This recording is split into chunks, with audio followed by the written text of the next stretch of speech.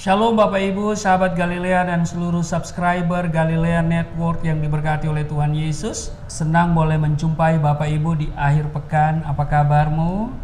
Mungkin saudara sedang sibuk untuk mengisi akhir pekan dengan acara rekreasi yang bersifat keluarga. Tapi mungkin ada juga yang sedang masih melakukan tugas kerjanya, apapun aktivitasmu. Mari saudara sejenak kita bersatu teduh, kita melakukan apa yang firman Tuhan katakan. Carilah dahulu kerajaan Allah dan kebenarannya, maka semuanya ditambahkan kepadamu. Siapkan diri untuk membaca di 2 Timotius pasal 3 ayat 1 sampai dengan ayat yang ke-9. Namun sebelumnya mari kita berdoa. Segala kemuliaan hanya bagimu Bapa, di dalam nama Tuhan Yesus. Dikuduskanlah namamu, datanglah kerajaanmu, jadilah kehendakmu di bumi seperti di surga. Kami mengucap syukur, kami berada di akhir pekan. Kami akan lakukan banyak hal di akhir pekan, mengisi dengan kegiatan yang bersifat keluarga, tapi juga ada yang masih bekerja. Tuhan, kami mau dahulukan Tuhan dengan membaca merenungkan firman-Mu, supaya apa yang kami hadapi hari ini, tantangan, kesulitan, kami tetap bersuka cita. Amen. Karena firman Tuhan yang memberikan kami kekuatan. Berkati hamba-Mu, berkati kami semua, urapi di dalam nama Tuhan Yesus. Haleluya, amin. Saudara, kita akan baca 2 Timotius pasalnya yang ketiga pada ayat 1 sampai dengan ayat yang ke-9. Seperti biasa, istri saya akan membacakan untuk kita semua. Silakan. 2 Timotius pasal 3 ayat 1 sampai 9. Ketahuilah bahwa pada hari-hari terakhir akan datang masa yang sukar. Manusia akan mencintai dirinya sendiri dan menjadi hamba uang. Mereka akan membual dan menyombongkan diri. Mereka akan menjadi pengfitnah. Mereka akan berontak terhadap orang tua dan tidak tahu berterima kasih, tidak memperdulikan agama, tidak tahu mengasihi, tidak mau berdamai, suka menjelekkan orang lain, tidak dapat mengekang diri, garang, tidak suka yang baik, suka berkhianat, tidak berfikir panjang, berlagak tahu, lebih menuruti hawa nafsu daripada menuruti Allah.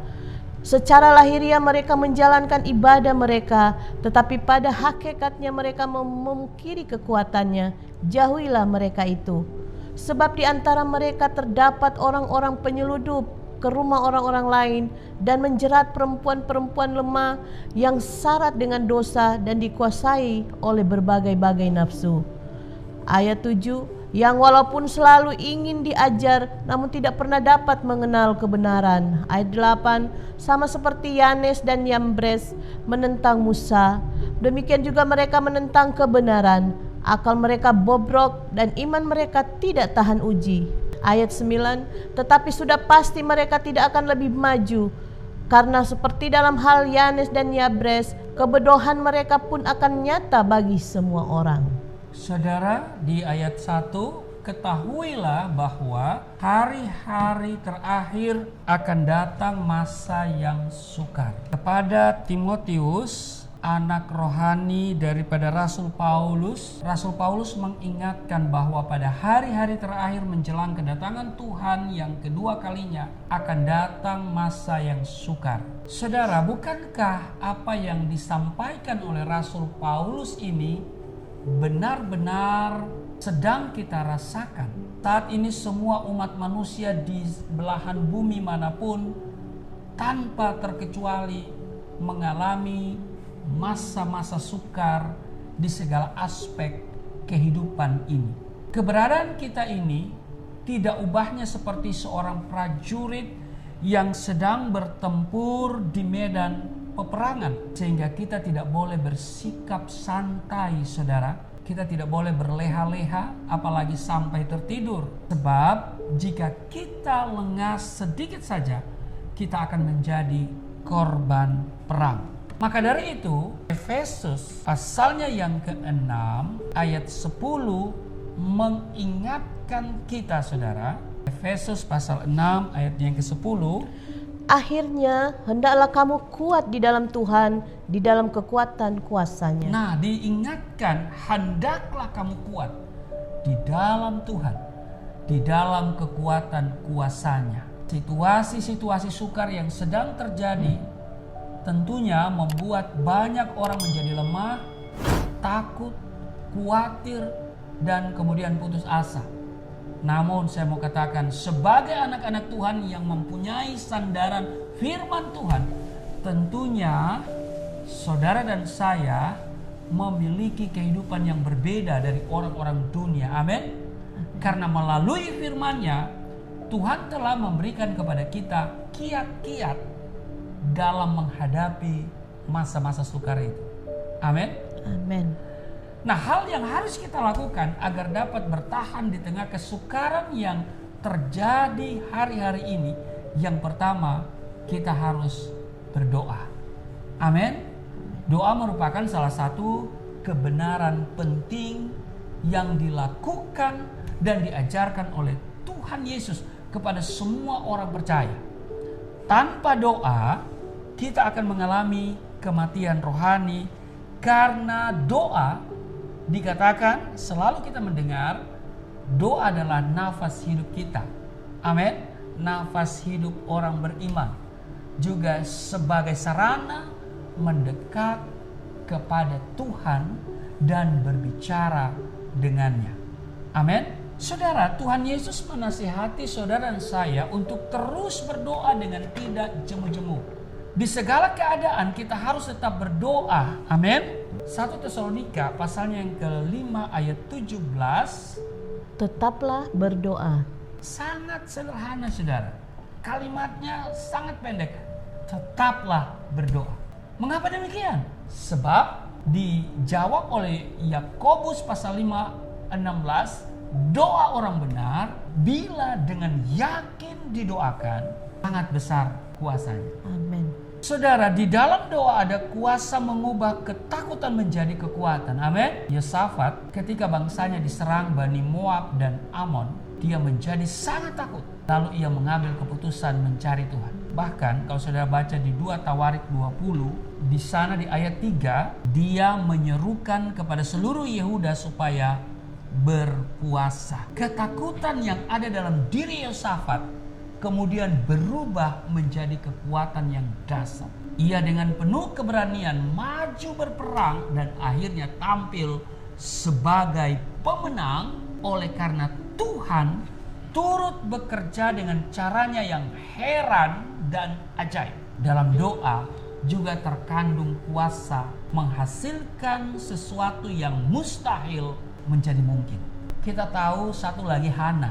Hana adalah wanita mandul yang secara manusia mustahil dapat memiliki anak. Saudara, Hana menikah dengan Elkana. Karena Hana itu mandul, Alkitab mencatat Elkana kemudian menikah lagi dengan Penina. Saudara, Alkitab juga mencatat dari hari ke hari Penina selalu menyakiti hati Hana. Tapi karena Hana terus bertekun di dalam doa, perkara yang ajaib pun terjadi.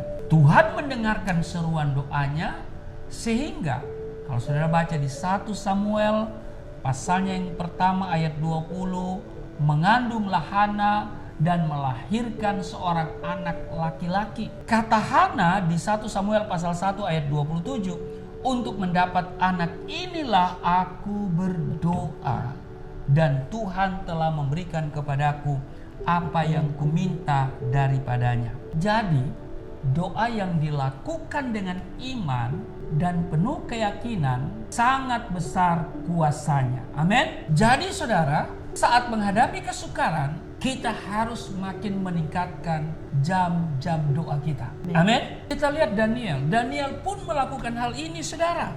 Dalam kamar atasnya, saudara baca di Daniel pasal 6 ayat 11, ada tingkap-tingkap yang terbuka ke arah Yerusalem. Dan di sana dicatat 3 kali sehari ia berlutut, dia berdoa, serta dia memuji Allahnya seperti yang biasa dilakukannya.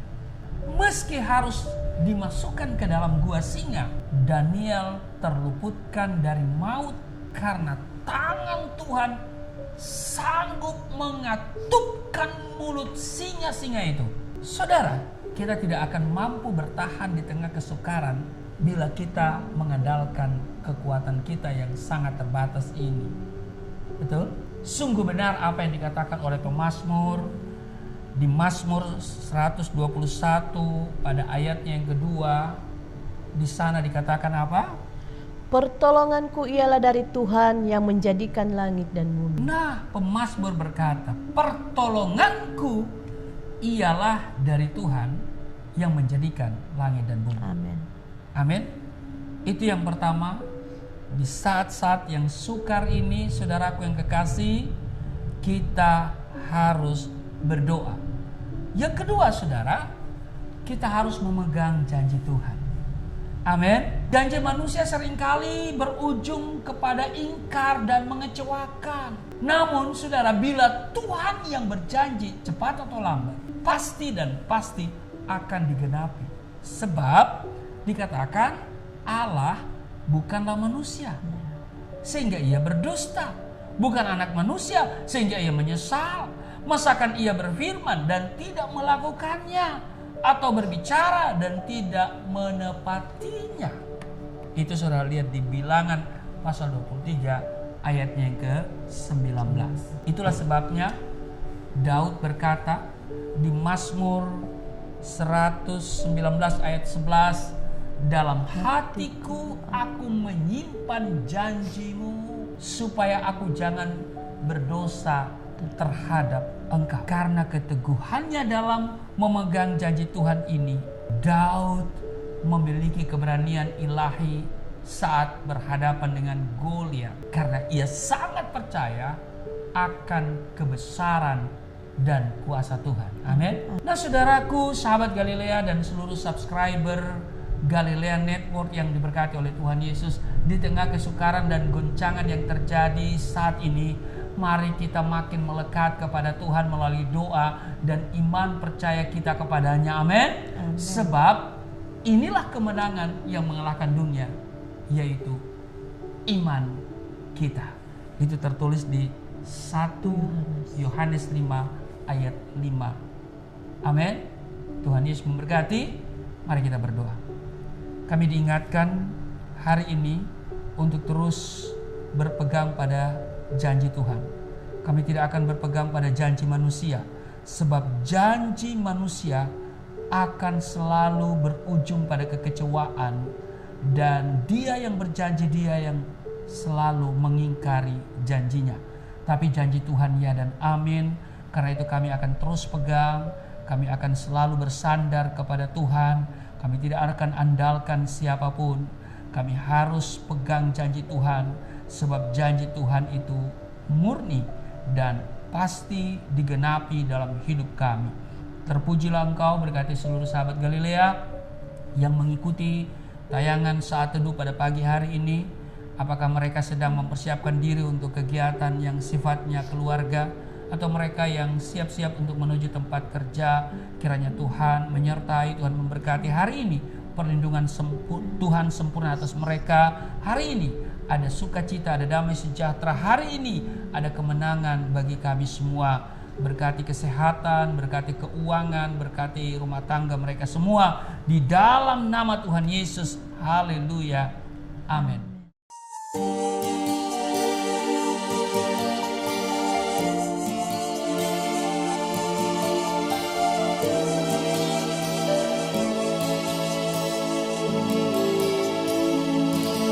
Bapa kami yang di surga, dimuliakanlah nama-Mu. Datanglah kerajaan, jadilah kehendak-Mu di bumi seperti di surga.